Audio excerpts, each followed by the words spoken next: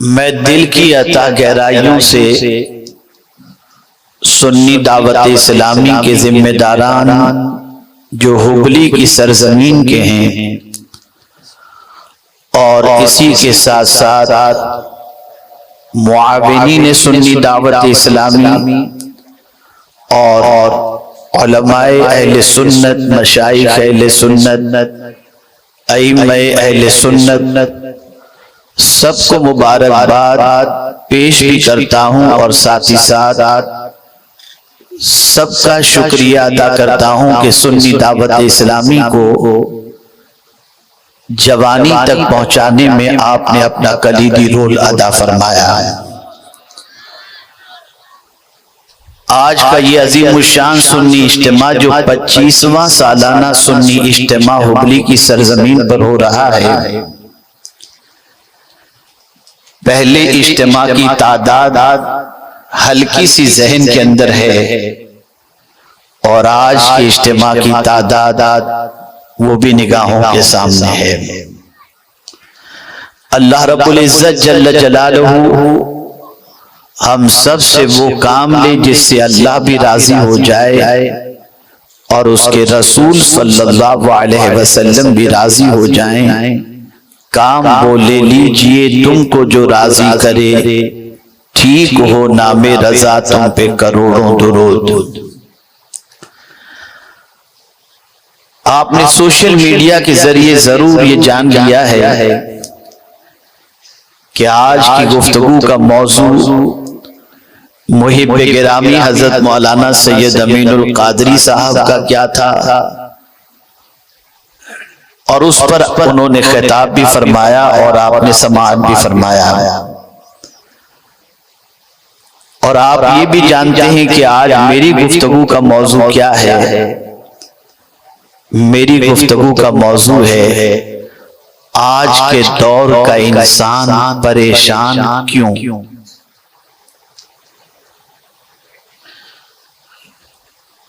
मेरे प्यारे आका सल्लल्लाहु ताला अलैहि वसल्लम के प्यारे दीवानों, दुनिया के इंसानों ने ये महसूस किया कि आज का इंसान इसलिए परेशान है कि बेरोजगारी बढ़ रही है, महंगाई बढ़ रही है, बीमारियां बढ़ रही हैं और भी बहुत सारे ऐसे फैक्टर हैं जिसकी बुनियाद पर आज का इंसान परेशान है। कभी इंसान मुस्तकबिल के बारे में सोचकर परेशान होता है कि आगे क्या होगा, कहीं थर्ड वर्ल्ड वॉर हो गई तो क्या होगा, महंगाई आसमान को मजीद छूने लगेगी तो क्या होगा। लेकिन कुछ लोग ऐसे भी हैं जिनके पास दौलत का अंबार मौजूद है, लेकिन उसके बावजूद उनकी परेशानियां कम नहीं होती और वो भी अपने बिस्तर पर चैन की नींद सोने की बजाय करवटें लेते दिखाई देते हैं। कुछ लोग ऐसे हैं जिनके पास इल्म इस हद तक ज्यादा है कि अपने इल्म से पूरी दुनिया को मुनव्वर करने की कोशिश करते हैं और नई नई इजादात के जरिए बहुत सारे मामलात जो घंटों में तय होने वाले होते हैं उन्हें सेकंड में तय कराने की कोशिश कर रहे हैं। लेकिन फिर भी हम देख रहे हैं कि दानिशवराने कौम मिल्लत उनकी जिंदगी के अंदर भी परेशानी दिखाई देती है और वो भी उलझे उलझे, बुझे बुझे और परेशान दिखाई देते हैं। सबसे ज्यादा परेशान दुनिया के वो ममालिक हैं और उन ममालिक के बाशिंदे हैं जिन्होंने साइंस और टेक्नोलॉजी के अंदर बहुत बड़ा कारनामा अंजाम दिया और आज दुनिया के लिए बहुत सारी जदीद सहूलतें उन्होंने फराहम की जिसे हम वेस्टर्न वर्ल्ड के नाम से जानते हैं और जिन्हें हम तरक्की याफ्ता और तालीम याफ्ता समझते हैं, अगर पूरी दुनिया का सर्वे किया जाए तो सबसे ज्यादा गरीब ममालिक में रहने वाले खुदकुशी करते दिखाई नहीं देंगे। मगरिबी ममालिक में रहने वाले लोग खुदकुशी भी करते हुए नजर आएंगे और स्ट्रेस के अंदर भी दिखाई देंगे। वहां की लाइफ स्टाइल, वहां का लिविंग स्टैंडर्ड, वहां के पैसों की कीमत गरीब ममालिक के मुकाबले में कई गुना ज्यादा होने के बावजूद वो भी परेशान दिखाई देते हैं और उनकी जिंदगी के अंदर सुकून दूर तक नहीं दिखाई देता। साहिब इख्तिदार की जिंदगी को देख लीजिए तो इख्तिदार की कुर्सी पर बैठने वाला इंसान भी बेकरारी की दहलीज ही पर नहीं बल्कि बेकरारी की वादियों में भटकता हुआ दिखाई देता है और उसकी जिंदगी में भी हर पल ये टेंशन रहता है कि पता नहीं कहीं से मेरे साथ कोई मामला न हो जाए। पूरी दुनिया के अंदर एक बेचैनी का माहौल मौजूद है। पूरी दुनिया के अंदर एक बेकरारी का समा मौजूद है। कोई ऐसा नहीं जिसकी जिंदगी के अंदर सुकून नजर आता हो, इल्ला माशाअल्लाह हर इंसान, हर कैटेगरी का इंसान बेचैन दिखाई देता है, बेकरार दिखाई देता है। अब इस बेकरारी की वजह क्या है? इस परेशानी का सबब क्या है? तो आज उस बेकरारी की वजह और उस बेकरारी का इलाज, उस परेशानी की वजह और उस परेशानी का इलाज मुख्तसर से वक्त में कुरान और हदीस की रोशनी में पहुंचाने की कोशिश करूंगा। अल्लाह रब्बुल इज्जत मुझे हक कहने और आप सबको हक सुनने की तौफीक अता फरमाए। सबसे पहले तो आप अपने वजूद के बारे में गौर करें। हमारा वजूद दो चीजों से बना है, एक है जिस्म और एक है रूह। जिस्म और रूह से हमारा वजूद कायम है, हम जिंदा हैं, हम इंसान। जैसे ही जिस्म से रूह का रिश्ता टूट जाता है, नाम बदल जाता है। इस मुर्दे को उठाओ, इस मैयत को उठाओ, कोई नहीं कहता इस इंसान को उठाओ। जिस्म से रूह का रिश्ता टूटा कि नाम बदल गया, इंसान किसी किस्म का, किसी काम का नहीं रह गया। तो अब जिस्म की हैसियत क्या है और रूह की हैसियत क्या है, इसे थोड़ा समझने की कोशिश करें। कुरान मुक़द्दस में अल्लाह अज़्ज़ा व जल्ल ने फरमाया, अल्लाहु खालिक़ु कुल्लि शै, हर चीज को पैदा करने वाला अल्लाह है। तख्लीक का जहां ताल्लुक होता है और पैदा करने की जहां बात आती है, आलमे खल्क की जब बात आती है, तो ये नुक्ता हमेशा के लिए जहन में रखें कि आलमे खल्क से मुराद यकबारगी किसी चीज का वजूद नहीं, बतदरीज किसी चीज को तैयार करना और पैदा करना, उसे कहते हैं आलमे खल्क। इंसान को अल्लाह ने पैदा किया, लेकिन बस यूं ही पैदा नहीं हुआ, बल्कि नुत्फा, खून, गोश्त, हड्डी, बाद में उसकी जिंदगी के 4 माह गुजरे, फिर उसके अंदर रूह फूंकी जाती है। ऐसा नहीं कि इंसान तो पैदा हो जाए, इंसान पैदा हो गया, नहीं, बतदरीज इंसान पैदा होता है। स्टेप बाय स्टेप इंसान का वजूद अमल में आता है। अल्लाह रब्बुल इज्जत जल्ल जलालहू ने आसमान को पैदा फरमाया, जमीन को पैदा फरमाया, डायरेक्ट नहीं फरमा दिया क्या है जमीन बन जा, आसमान तो बन जा, बल्कि कुरान कहता है फी सित्तति अय्यामिन, 6 दिनों में अल्लाह ने आसमान और जमीन को पैदा फरमाया, स्टेप बाय स्टेप, तदरीज। जब खल्क का ताल्लुक हो तो वहां पर मुराद ये होता है कि स्टेप बाय स्टेप बतदरीज अगर किसी चीज को अल्लाह पैदा करता है तो उसे कहते हैं आलमे खल्क। और एक बार उसने हुक्म दे दिया हो जा और वो चीज वजूद में आ गई तो उसे कहते हैं आलमे अम्र।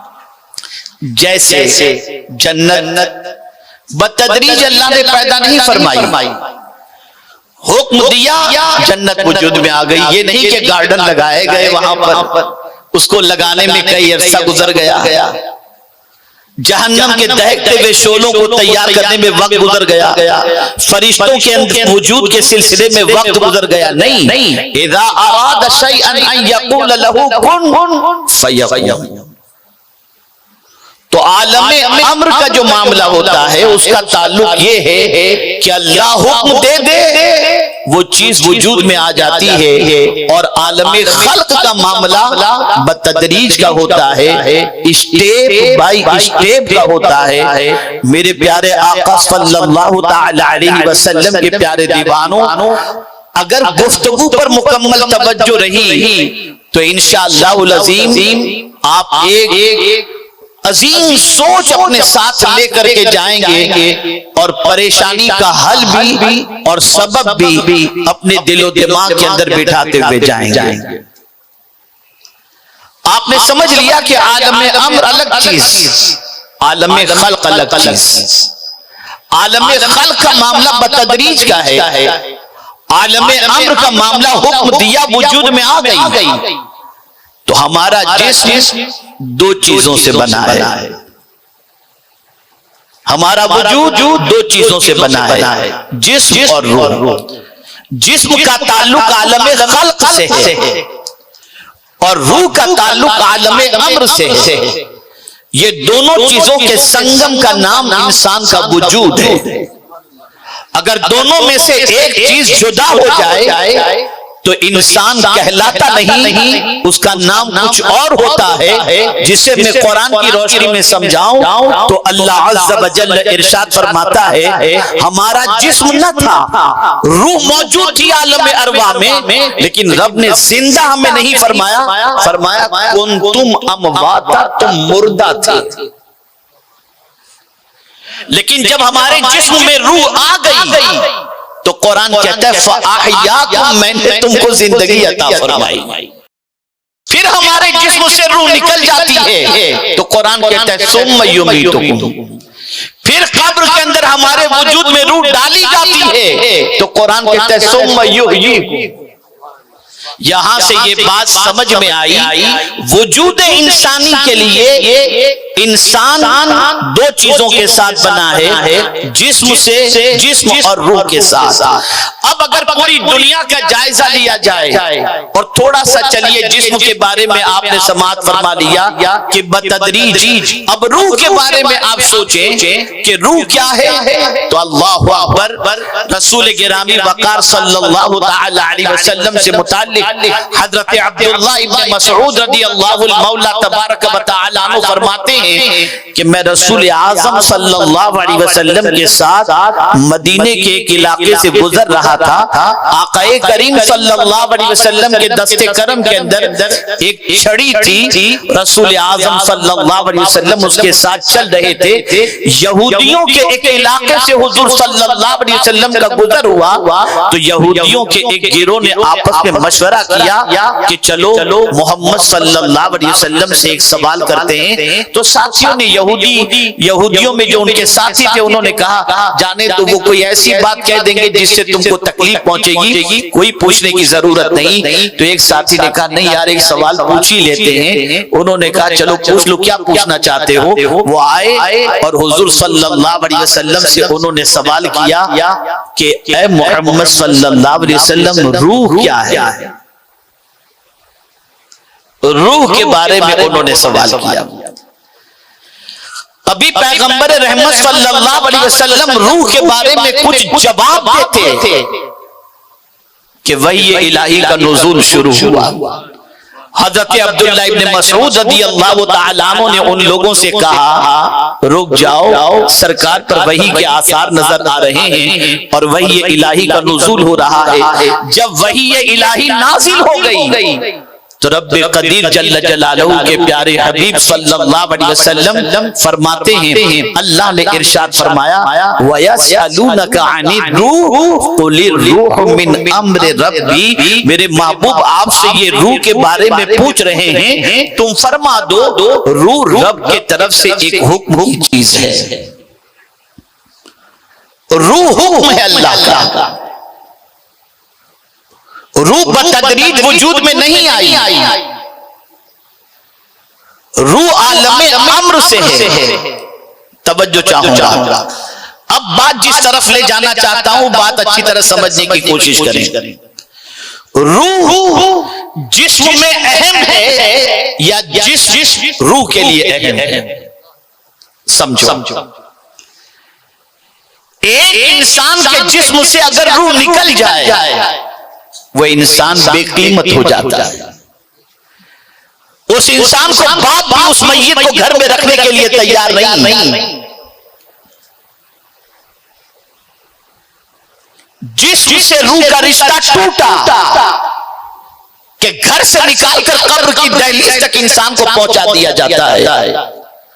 लहीम शहीद होने के बावजूद उसका वजूद किसी काम का नहीं रहता और इतना मोहताज होता है कि किसी कहने वाले ने बड़ी चुभती हुई बात कही है कि पैदा हुआ था तब भी किसी और ने नहलाया, खुद से नहीं नहा सकता था, और जब मर गया तब भी किसी और ने नहलाया, खुद से नहीं नहा सकता, इतना मैं बेबस और मजबूर हूं।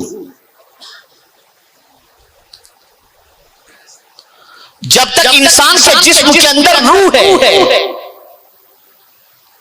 इंसान बाकीमत है। इंसान से जिस्म, इंसान के जिस्म से रूह का रिश्ता टूटा कि इतना मोहताज कि जैसे हिलाओ वो हिलता है, जैसे बिठाओ वो बैठता है, जैसे सुलाओ वो सोता है, ले जाकर दफन कर दो कुछ बोलने के लिए तैयार ही नहीं। पता चला जिस्म सब कुछ नहीं, रूह सब कुछ है। जिस्म सब कुछ नहीं, रूह सब कुछ है। रूह है तो जिस्म कीमती है, रूह निकल गई जिस्म बेकीमत। अब आइए हम समझते हैं कि आज के दौर के सारे इंसान किस चीज पर मेहनत करते हैं? जिस्म पर। पूरी दुनिया का इंसान जिस्म के सिलसिले में कोशिश कर रहा है। जिस्म को संवारने की कोशिश, जिस्म को बेहतर बनाने की कोशिश, जिस्म को ताकतवर बनाने की कोशिश, जिस्म को आराम पहुंचाने की कोशिश, जिस्म को सेहतमंद रखने की कोशिश, जिस्म को खूबसूरत बनाने की कोशिश। पूरी दुनिया का इंसान जिस्म की तरफ तवज्जो देता है। लेकिन मैं आपसे पूछना चाहता हूं, कभी रूह के बारे में आपने ख्याल किया? जिसकी वजह से जिस्म सलामत है। हाथ में अगर ताकत है तो जिस्म की रूह की बुनियाद पर, निगाह देख रही है तो रूह की बुनियाद पर, कदम उठ रहे हैं तो रूह की बुनियाद पर। आइए मैं आपको समझाऊं, जिस्म बीमार हो तो पता चल जाता है। सर में दर्द हो फौरन डोलो लेकर खा लेंगे कि सर का दर्द ठीक हो जाए। आंख से दूर का नहीं दिखाई देता, फौरन जाते हैं नंबर चेक करवाने के लिए। जब नंबर वाले चश्मे आ जाते हैं, पहन लेते हैं, दूर का दिखना शुरू हो जाता है, पता चला हमारा इलाज हो गया। पता चला दूर का नजर ना आए तो आंखें कमजोर महसूस कर लेते हैं। इसी तरीके से जिस्म के अंदर अगर हरारत मौजूद है तो हम समझ जाते हैं कि हमें बुखार है। अगर खुदा न खास्ता चलते चलते हमारे किसी जिस्म के हिस्से के अंदर अल्लाह न करे पैरालिसिस का अटैक हो जाए तो महसूस होता है हमारा जिस्म बीमार है। नाक बहने लग जाए तो समझ में आ जाता है हमें सर्दी हो गई है। खांसी होती है तो समझ में आ जाता है कि हमें तकलीफ हो रही है, हमारा जिस्म बीमार है। पता चला जिस्म बीमार होता है तो पता चल जाता है। फिर क्या बीमार जिस्म को लेकर हम चलते हैं या इलाज करवाते हैं?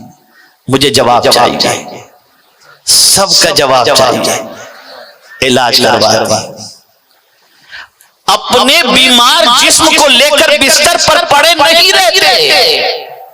हम जिस्म के इलाज के लिए डॉक्टर के पास जाते हैं, महंगी दवाएं लेते हैं, और कभी उन दवाओं से अच्छा नहीं होता तो बड़े डॉक्टर के पास जाकर के फिर बड़ी बड़ी और आला इलाज कराने की कोशिश करते हैं। अल्लाह अकबर। जिस्म बीमार होता है पता चल जाता है, और जिस्म की बीमारी के इलाज के अंदर हम अपना वक्त सर्फ करते हैं। अब मैं आपसे पूछना चाहता हूं, लहीन शहीन इंसान, जिस्म तवाना, सर में कोई दर्द नहीं, फिर वो बेचैन क्यों है, परेशान क्यों है? अब इसको समझने की जरूरत है। याद रखो, हमारे जिस्म के साथ साथ जहां जिस्म को जरूरत है आराम की, जहां जिस्म को जरूरत है लिबास की, जहां जिस्म को जरूरत है खुराक की, जहां जिस्म को जरूरत है अच्छे लिबास की, जहां जिस्म को जरूरत है राहत की, हम उसको सारी राहतें पहुंचा रहे हैं। लेकिन इसी तरीके से हमारी रूह की भी कोई ग़िज़ा है, रूह की भी कोई खुराक है, रूह का भी कोई तकाजा है। रूह भी बीमार होती है और जिस्म भी बीमार होता है। रूह बीमार हो जाए इंसान बेचैन हो जाता है, लेकिन अगर दुबला पतला इंसान है और रूह अगर तंदुरुस्त है तो खुदा की कसम वो इतना ताकतवर है कि ईवान बातिल में जलजला पैदा करने की सलाहियत उसमें होती है। आज रूह बीमार हो गई। दुनिया का इंसान इसलिए परेशान है कि जिस्म को तो ग़िज़ा दे रहा है, आत्मा को ग़िज़ा नहीं दे रहा, रूह को ग़िज़ा नहीं दे रहा, रूह को उसकी खुराक नहीं पहुंचा रहा। अब आइए, सर में दर्द हो तो पता चलता है कि जिस्म बीमार है, रूह बीमार है कैसे पता चले? रूह बीमार है कैसे पता चले? आइए मैं आपको बताऊं। जब अल्लाह का कलाम सुनना अच्छा न लगे तो समझ लेना रूह बीमार है। जब नमाज हमारे ऊपर बोझ बन जाए तो समझ लेना कि रूह बीमार है। जब कुरान सुनना हमारे लिए गिरा हो जाए तो समझ लेना रूह बीमार है। जब गुनाह करना हमारे लिए आसान हो जाए तो समझ लेना रूह बीमार है। जब अल्लाह अज़्ज़ा व जल्ल की नाफरमानी करने में कोई झिझक महसूस न हो तो समझ लेना कि रूह बीमार है। ऐ रसूल गिरामी वक़ार सल्लल्लाहु अलैहि वसल्लम के दीवानों, आज का इंसान जालिम है कि अपने जिस्म के अंदर मौजूद अपने जिस्म को तो ग़िज़ा दे रहा है, लेकिन जिस्म में मौजूद रूह को ग़िज़ा नहीं दे रहे। और ये बात भी ज़हन में रखना, बहुत बहुत तारीखी जुमला आपकी समातों के हवाले कर रहा हूं। पहले रूह बीमार होती है, फिर जिस्म बीमार होता है, और जिसकी रूह ताकतवर होती है उसका जिस्म ताकतवर होता है। ये जुमला याद रखिएगा, जिसकी रूह ताकतवर होती है उसका जिस्म ताकतवर होता है। रकाना पहलवान जिस्म के एतबार से ताकतवर था, लेकिन रूह मुस्तफा की ताकतवर थी। पछाड़ दिया 3 मर्तबा पहलवान। यहां से ये बात समझ में आई कि रूह को ताकतवर बनाना चाहिए। आज हमारी सिचुएशन ये है कि रूह बिलख रही है, रूह तड़प रही है। हम अपनी रूह का इलाज कतई तौर पर नहीं करते, रूह को जरूरत ग़िज़ाएं नहीं पहुंचाते। आज हमारे घरों में कुरान नहीं खुलता, मिलता। अब एक आयत के जरिए मैं रूह के हवाले से बताऊंगा तो खुदा की कसम ईमान ताजा हो जाएगा। अल्लाह अकबर, रूह की सबसे बड़ी किताब अल्लाह की किताब कुरान मुकद्दस है। इसीलिए इस किताब को लाने वाले के लिए अल्लाह ने लक़ब भी इंतखाब किया तो ये कहा नज़ल बिही रूहुल अमीन। हजरत जिब्रील का लक़ब रूहुल अमीन कहा गया। जहां से रूह आई वहीं से उसका इलाज भी आया। जहां से रूह आई वहीं से उसकी खुराक भी आई। आज का इंसान जहां से रूह आई, जिस रब की तरफ से आई, उस रब से ताल्लुक तोड़कर अपनी जिंदगी को खुशगवार जिंदगी बनाना चाहता है। सुन लो, कभी भी तुम्हारी जिंदगी में खुशियां और सुकून नहीं आएगा।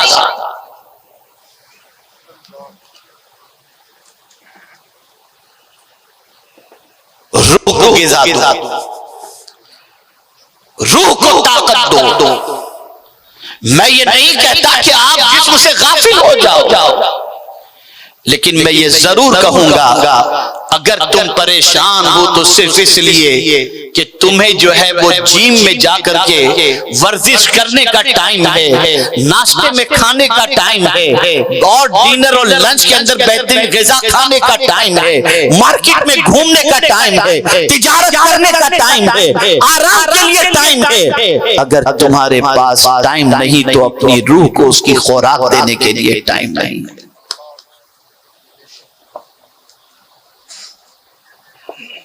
और बड़ी मजे की बात बताऊं इंसान की बेवकूफी के हवाले से, लफ्जों का इंतखाब, सुकून और आराम दोनों में फर्क है। लफ्ज का फर्क समझें, सुकून और आराम दोनों में फर्क है। हमने आराम को सुकून समझ लिया, इसलिए पूरी कोशिश हम कर रहे हैं आराम की चीजों का और समझ रहे हैं सुकून मिले, नहीं मिल रहा सुकून। मिसाल के तौर पर समझाऊंगा तो बात समझ में आएगी। नर्म गद्दे से जिस्म को आराम मिलता है, लेकिन जरूरी नहीं कि चैन की नींद भी आ जाए। और अगर मेरी बात मेरे मालदार भाइयों को बुरी न लगे तो अर्ज कर दूं, सबसे ज्यादा बेचैन तो वही नजर आते हैं। नींद उन्हीं की उड़ चुकी है, सुकून उन्हीं का खत्म है। बड़े कीमती सोफे लगे हुए हैं, बड़े कीमती कर्टन लगे हुए हैं, सेंट्रल एसी लगा हुआ है, सब कुछ लगा हुआ है, लेकिन नींद नहीं आती। लेकिन मैं जब फुटपाथ पर पेपर बिछाकर कुछ गरीबों को देखता हूं कि स्ट्रीट लाइट के नीचे सोए होते हैं, न गाड़ियों की आवाज उनकी नींद में खलल और न कोई चीज उन्हें परेशान कर रही है। ऐ गरीब, तुझे सुकून की नींद कैसे आ रही है? तुझे पास तो गद्दा भी नहीं, लाइट को बंद करने का कोई सिस्टम भी नहीं। तो जवाब देगा, मेरे पास दौलत नहीं है, मेरे पास किसी को सताने के लिए कुछ नहीं है, मेरे पास गुनाह के दरवाजे पे दस्तक देने के लिए इतनी दौलत नहीं है। बस जो कुछ है बस वो है, मैं पाप नहीं करता, मैं तो अल्लाह का शुक्र अदा करके चादर बिछा के सो जाता हूँ, मेरा मौला मुझे सुकून की दौलत अता फरमा देता है। बुराइयां मालदारों से फैलती हैं इल्ला माशाअल्लाह, और सबसे ज्यादा बेचैन वो दौलतमंद जो अपनी दौलत का इस्तेमाल अल्लाह की नाफरमानी और उसके रसूल सल्लल्लाहु अलैहि वसल्लम की नाफरमानी में करे, उसकी जिंदगी में सुकून नहीं होता। लेकिन जो अपनी दौलत को अल्लाह की राह में खर्च करे, कमजोरों की मदद में खर्च करे, परेशान हालों की परेशानियों को दूर करने में खर्च करे, अपने जायज कामों के पीछे खर्च करे, अपनी औलाद और अपने माँ बाप के पीछे खर्च करे, और हर गुनाह के काम में खर्च करने से अपनी दौलत को रोके रखे, उसे भी अल्लाह सुकून की दौलत अता फरमा देता है। सुकून और आराम को समझें। सुकून का ताल्लुक रूह की गिज़ा से है और आराम का ताल्लुक जिस्म की गिज़ा से है, जिस्म से। नरम गद्दे से आराम मिलेगा, सुकून। अब छोटा सा अक्सर मैं कहा करता हूं, लेकिन बात समझ में आ जाएगी। जो शख्स नरम गद्दे पर एयर कंडीशन के अंदर करवटें बदलते हैं और नींद नहीं आती, वही शख्स जब मस्जिद में जुम्मा पढ़ने के लिए जाता है, इमाम खुतबा देते हैं तो झपकी मारता है, या अल्लाह माजरा क्या है, यहां पर 2 मिनट में इसको नींद आने लग गई। तो जवाब मिलेगा, रूह को उसकी खुराक मिल रही है, अल्लाह का जिक्र उस तक पहुंच रहा है, जिसकी वजह से सुकून की दौलत मिल रही है। मुसलमानों सुन लो, परेशानी का इलाज ये है कि रूह को उसकी गिज़ा पहुंचाओ, रूह को उसकी खुराक पहुंचाओ। आज हमारी रूह बीमार हो चुकी है, हमारी रूह कमजोर हो चुकी है, हमारी रूह ताकतवर नहीं रह गई। अल्लाह अकबर। मेरे प्यारे आका सल्लल्लाहु अलैहि वसल्लम के प्यारे दीवानों, तारीख के औराक उलट करके देखो, अल्लाह के बरगुज़ीदा बंदों के पास पेबंद वाला लिबास होता था, लेकिन उसके बावजूद सुकून उनकी पेशानी से छलकता नजर आता था। आज तक की रोजी होती, आज तक के लिए तो रोटी होती, कल के लिए उनके पास कुछ नहीं होता था, लेकिन खुदा की कसम वो परेशान नजर नहीं आते थे, मुतमईन नजर आते थे। वजह सबसे बड़ी ये थी, वो उठते थे तो अल्लाह का जिक्र करते थे, बैठते थे तो अल्लाह का जिक्र करते थे, लेटते थे तो अल्लाह का जिक्र करते थे। उनकी जिंदगी इस तरीके से अल्लाह की याद के अंदर और अपनी रूह को गिज़ा पहुंचाने के अंदर गुजरती थी, जिसकी बुनियाद पर उनकी जिंदगी में सुकून था, सुकून था और सुकून था। परेशानी का इलाज दौलत का अंबार लगाने के अंदर नहीं है, रूह को गिज़ा देने के अंदर है। रूह बीमार होती है तो आदमी परेशान होता है, रूह बीमार होती है तो आदमी बेचैन होता है, रूह बीमार होती है तो आदमी बेकरार होता है। अब एक और बात मैं अर्ज करूं, अब ये बात इससे पहले वाली बात तो जनरल थी हर इंसान के हवाले से। जो भी इंसान अपनी आत्मा को अपनी आत्मा को इलाज नहीं देगा और रूह को उसकी गिज़ा नहीं पहुंचाएगा, वो बेचैन रहेगा, वो परेशान रहेगा। अब आइए मैं कुरान की रोशनी में समझाऊं कि ये रूह बीमार है, पता कैसे चले, कैसे पता चले कि रूह बीमार है। आइए कुरान क्या कह रहा है, फवैलुल लिल क़ासियति क़ुलूबुहुम मिन ज़िक्रिल्लाह, खराबी है उसके लिए जिसका दिल अल्लाह अज़्ज़ा व जल्ल के जिक्र की वजह से नर्म नहीं होता या सख्त हो चुका है उसका दिल, वो अल्लाह के जिक्र से गफलत बरतता है, अल्लाह का जिक्र सुनना उसे अच्छा नहीं लगता। ऐसे बंदे के लिए कुरान ने साफ लफ्जों में कह दिया, खराबी है ऐसे सख्त दिल के लिए जिसका दिल इतना सख्त हो चुका कि अल्लाह के जिक्र की वजह से उसके दिल पर कोई असर नहीं होता। कुरान कहता है खराबी है, खराबी।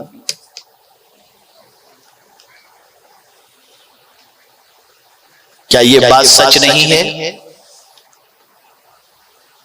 कि गानों की महफिल में इंसान को बड़ा मजा आता है, कव्वाली की महफिल में बड़ा मजा आता है, लेकिन अल्लाह के जिक्र की महफिल में यार ये कब खत्म होगा।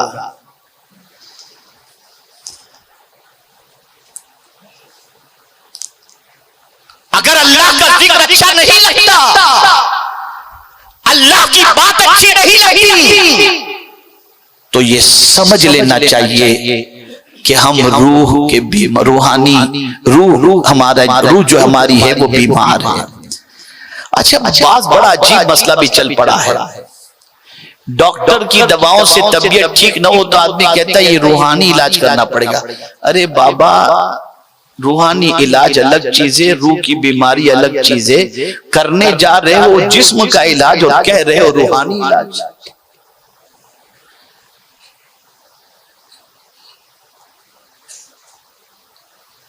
जिस्म का इलाज कुछ और है, रूह का इलाज कुछ और है।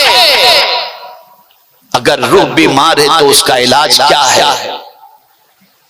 अल्लाह अकबर। कहने वाले ने बहुत खूब कहा, यकसात सोहबते बाऔलिया बेहतर अज सद साला ताअते बेरिया। किसी अल्लाह वाले की सोहबत में बैठ जाओ, उनकी सोहबत की बुनियाद पर तुम्हारे दिल की तबीयत, तुम्हारी रूह का इनकलाब पैदा हो जाएगा, तुम्हारी तबीयत में इनकलाब पैदा हो जाएगा। और इसी के साथ आक़ाए करीम सल्लल्लाहु अलैहि वसल्लम ने फरमाया, कसरतो ज़िक्रिल मौत, कसरतो तिलावतिल कुरान व ज़िक्रिल मौत। कसरत से कुरान शरीफ की तिलावत करना और मौत को कसरत से याद करना। आक़ाए करीम सल्लल्लाहु तआला अलैहि वसल्लम ने ये रूह का इलाज बताया है। अब कैसे पता चले कि इलाज हो चुका है? डोलो खाए सर का दर्द चला गया तो हम समझ गए कि तबीयत ठीक हो गई, हरारत खत्म हो गई, हम समझ गए बुखार चला गया, खांसी बंद हो गई, समझ गए इलाज हो गया। हमारी रूह का इलाज हो चुका है। कैसे समझें, कैसे समझें? कुर्बान मेरे रब की अज़मत पर, उसने कुरान मुक़द्दस में फरमाया, सुम्मा तलीनु जुलूदुहुम जुलूदुम व क़ुलूबुहुम मिन ज़िक्रिल्लाह कमा क़ाल। फिर जिसका दिल और जिसकी जिल्द अल्लाह के जिक्र की वजह से झुकती चली जाए, नरम होती चली जाए, समझ लेना उसकी रूह का इलाज हो चुका। सुम्मा तलीनु क़ुलूबुहुम व जुलूदुहुम अन ज़िक्रिल्लाह। जब अल्लाह का जिक्र सुनो, अल्लाह का नाम सुनो, अल्लाह की किताब सुनो, अल्लाह के फरमान सुनो, तो तबीयत उसकी तरफ झुकती चली जाए तो समझ लेना कि तुम्हारी रूह का इलाज हो चुका है। और अगर अल्लाह का कलाम तुम्हारे ऊपर बोझ बन जाए, तुम बंगलो बना लो, लंबी कारें खरीद लो, तुम्हें परेशानी की वादी से दुनिया की कोई ताकत नहीं निकाल सकती, इसलिए कि तुम्हारी रूह बीमार है। तुम्हारी रूह मर्ज के अंदर गिरफ्तार है। मेरे प्यारे आका सल्लल्लाहु अलैहि वसल्लम के प्यारे दीवान, आक़ाए करीम सल्लल्लाहु अलैहि वसल्लम ने उठने से लेकर सोने तक, यहां तक कि बैतुल खला में जाने से निकलने तक, खाने से लेकर के पहनने तक, पीने से लेकर सोने तक, हर वक्त के लिए दुआएं बताई, ताकि तुम्हें सुकून ही सुकून मिलता चला जाए और तुम्हारी रूह को उसकी ग़िज़ा मिलती चली जाए। लेकिन याद ही नहीं। अरे जिस कौम को पहला कलेमा सही तौर पर याद ना हो, जिस कौम को कुरान पढ़ना याद ना हो, आप जरा सोचो, वो बीमार नहीं होगा तो क्या होगा? वो मरीज नहीं होगा तो क्या होगा? तुमने गानों और पिक्चर के अंदर सुकून सोच लिया है, नहीं है इसके अंदर सुकून। तुमने कह कहे लगाने में सुकून समझा है, उसमें तो बीमारी है। ये बहुत ज्यादा हंसना तो सरकार फरमाते दिल को मुर्दा कर दे रहा है। रोने में सुकून है। आदमी समझता है हंसने में सुकून, नहीं, रोने में सुकून है। आपको मैं सिंपल एग्जांपल दूंगा ना तो बात समझ जाएंगे। किसी के बाप का इंतकाल हो जाए और बच्चा रोए नहीं, बस गुमसुम बैठा हो, खामोश बैठा हो, आसमान को तक रहा हो, बाप की मैयत को तक रहा हो, दफन होने के बाद, दफन करने के बाद भी बस यूं ही गुमसुम बैठा रहता हो, तो समझदार लोग कहेंगे इसको पहले थोड़ा रुलाओ यार, कैसे भी करके, वरना डिप्रेशन में चला जाएगा, रुलाओ इसको। ये रो लेगा ना तो इसके दिल का बोझ हल्का हो जाएगा। कुर्बान जाइए मेरे रब की अजमत पर। मौला फरमाता है फलयदहकू कलीला वलयबकू कसीरा, हंसो कम और रो ज्यादा ताकि तुम टेंशन से निकलते रहो।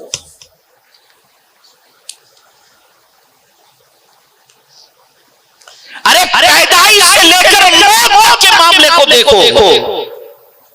पैदा होने वाला बच्चा अगर पैदा होते ही नहीं रोता तो घर वाले रोना शुरू कर देते हैं कि मुर्दा तो पैदा नहीं हुआ।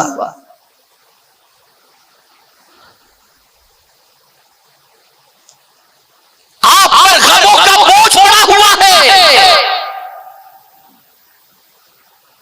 तकालीफ की वादियों के अंदर आप घिरे हुए हैं। मुसल्ला बिछाइए, हाथ उठाइए, आंख से आंसू निकालिए, रोइए अपने रब की बारगाह के अंदर। इधर आंसू निकलते जाएंगे, इधर दिल को सुकून मिलता चला जाएगा। इसलिए कि अल्लाह को गुनहगार के आंसू बहुत पसंद हैं, बहुत पसंद है।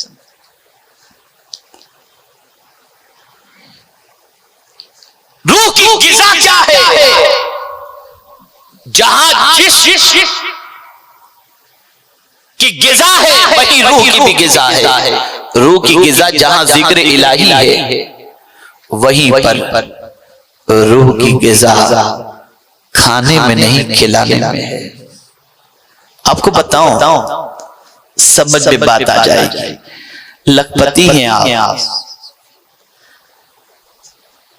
करोड़पति हैं आप। अब तो मामूली इंसान भी लखपति होता है, इसलिए लखपति कहना अब आज के दौर में कोई खास बात नहीं रह गई। मोबाइल ही लाख लाख रुपए का इस्तेमाल करता है। करोड़पति हैं आप। बेहतरीन खाना आपने होटल से मंगवाया और आपके पास खाना पड़ा हुआ है। एक गरीब की नजर आपके खाने पर पड़ गई, वो भूखा आया, आकर के कहेगा हजरत बहुत भूख लगी है, जरा मेरे खाने का कुछ इंतजाम कर दें। आपको भी भूख लगी थी लेकिन आपने उठाया खाना, लो बेटा तुम खा लो। आपके पास पैसा मौजूद था, आप फिर ऑर्डर करके खाना मंगवा सकते थे, उसकी कैपेसिटी इतनी नहीं थी। लेकिन जो वो खाना लेकर खाएगा, मुंह में लुकमा रखेगा, आंखों से आंसू निकलेंगे और कहेगा मालिक इनको सलामत रखे, अल्लाह की रोजी में बरकत अता फरमा। खुदा की कसम, खा करके जितना आपको सुकून नहीं मिलेगा ना, इतना खिलाकर आपको सुकून मिल जाएगा। लेकिन जो कौम लूटना जानती हो, लुटाना ना जानती हो, उसका क्या होगा? आप जानते कोरोना क्यों चला गया? जानते हो आप? एक वजह उसकी ये भी थी कि लोगों ने अपनी दौलत के दरवाजे भूखों के लिए खोल दिए थे। मौला को ये अदा पसंद आई, बला चली गई। याद रखो, अल्लाह ने जो सुकून रखा है और रूह की जो गिज़ा रखी है, वो भूखों को खाना खिलाने के अंदर भी है, मजलूम की दस्तगीरी के अंदर है। जुल्म करके कोई अपनी रूह को, आत्मा को शांति नहीं पहुंचा सकता। मजलूम का हाथ पकड़ कर उसकी मदद करे तो उसकी आत्मा को शांति मिल सकती है, उसको सुकून की दौलत नसीब हो सकती है। तो अर्ज करने का मंशा ये है कि अगर आज का इंसान परेशानी से निकलना चाहता है तो ये तसव्वुर ज़हन में बहुत ज्यादा न रखे थोड़ा सा। मैं ये नहीं कहता कि आप दौलत न कमाओ, आप तालीम हासिल न करो, आप अच्छा घर न लो, आप अच्छी गाड़ी न लो, नहीं, ये सब चीजों के लिए मैं रिस्ट्रिक्शन लगाने वाला कौन होता हूं। लेकिन एक बात जरूर याद रखना, इन चीजों को अपने सुकून का जरिया कभी मत समझना। सुकून का जरिया अल्लाह के जिक्र के अंदर है, सुकून का जरिया अल्लाह की याद में है। सुकून अल्लाह अज़्ज़ व जल्ल ने कमजोरों की मदद के अंदर रखा है।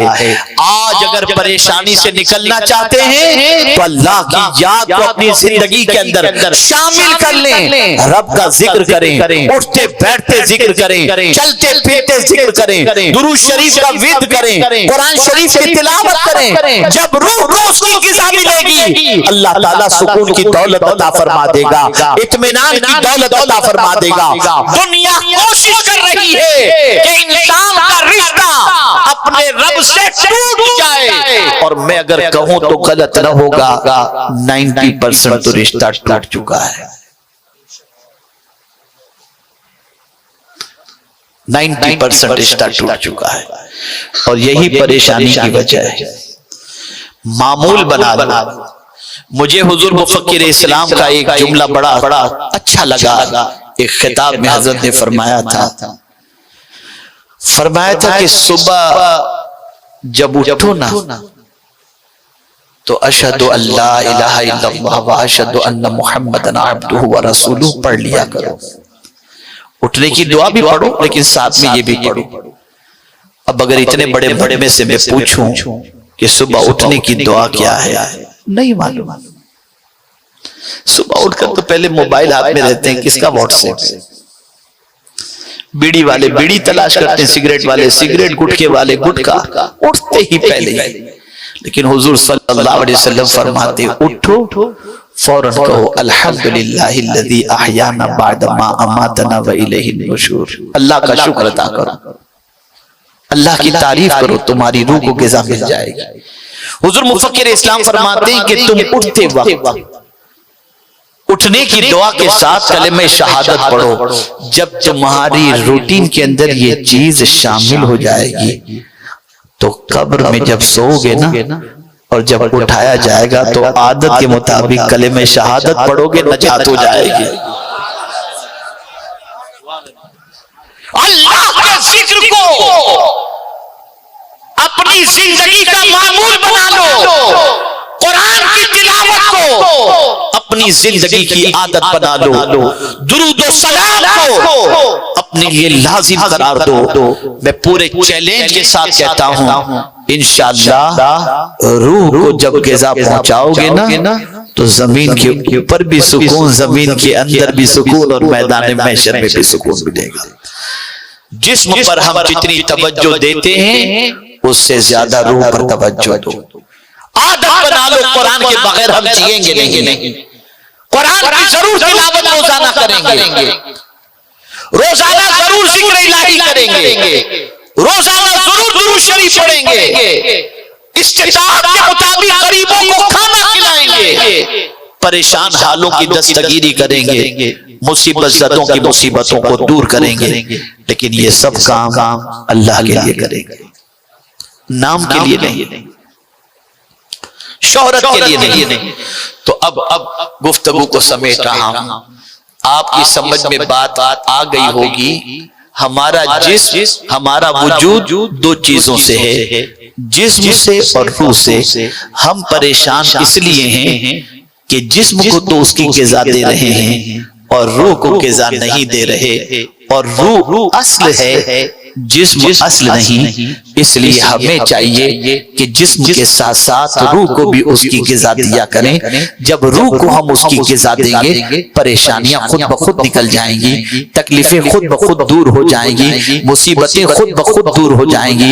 अल्लाह रब्बुल इज्जत जल्ल जलालहू, आक़ाए करीम रऊफ़ुर रहीम अलैहि तहिय्यतु व तस्लीम के सदक़ो तुफ़ैल मुझे आपको सबको अल्लाह अज़्ज़ व जल दुनिया और आखिरत की परेशानियों से नजात नसीब फरमाए, और हमें अपनी रूह को उसकी ग़िज़ा पहुंचाने की तौफीक नसीब फरमाए।